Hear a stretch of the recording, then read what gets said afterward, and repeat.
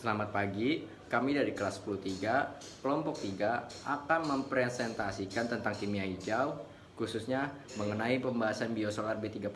Perkenalkan, nama saya Gabriel Diakses Manjuntar. Perkenalkan, nama saya Faiz Arif Musaki. Saya Faradila Octavia.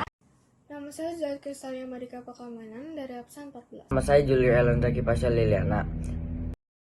Pendahuluan. Bahan bakar minyak seperti bensin, solar adalah bahan bakar utama yang digunakan di dunia.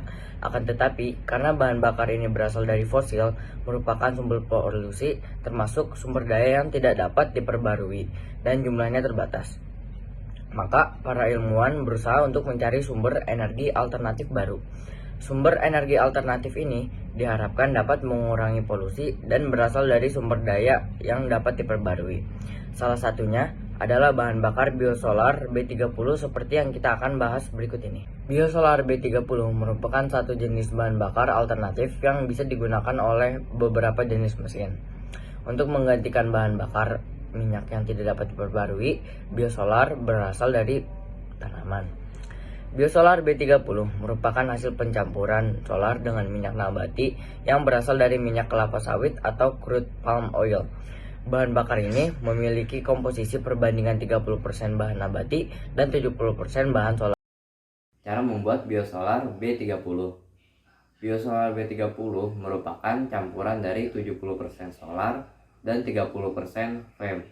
Sebelum bercampur dengan solar, minyak kelapa sawit bereaksi terlebih dahulu dengan metanol dan etanol dengan katalisator NaOH atau KOH untuk menghasilkan fatty acid methyl ester atau yang bisa disebut dengan FEM.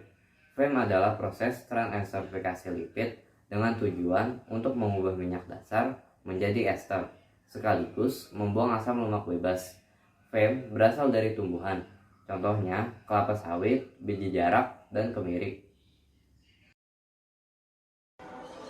Perbedaan solar dengan biosolar. 1. Kandungan energi.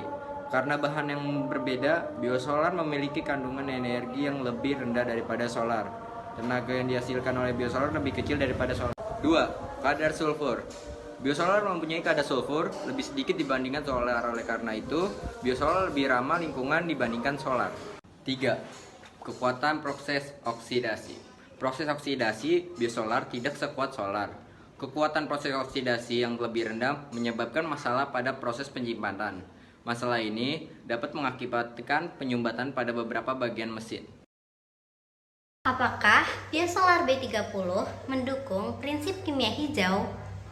Biosolar B30 mendukung prinsip kimia hijau. Prinsip itu adalah energi bersih dan terjangkau serta penanganan iklim.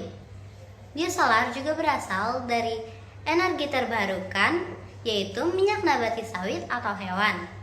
Biosolar juga termasuk energi ramah lingkungan, yaitu mengurangi emisi karbon atau efek rumah kaca.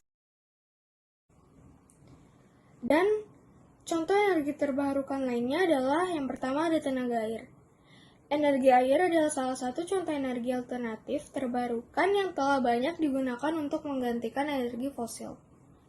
Yang kedua ada panas bumi. Energi geothermal atau panas bumi merupakan contoh energi alternatif yang berasal dari panas di dalam bumi. Dan yang ketiga adalah biomasa. Biomasa adalah contoh energi alternatif terbarukan yang berasal dari organisme yang hidup seperti tumbuhan, hewan, dan manusia. Berikut adalah daftar pustaka yang kami pakai. Sekian dari kami, semoga bermanfaat. Terima kasih.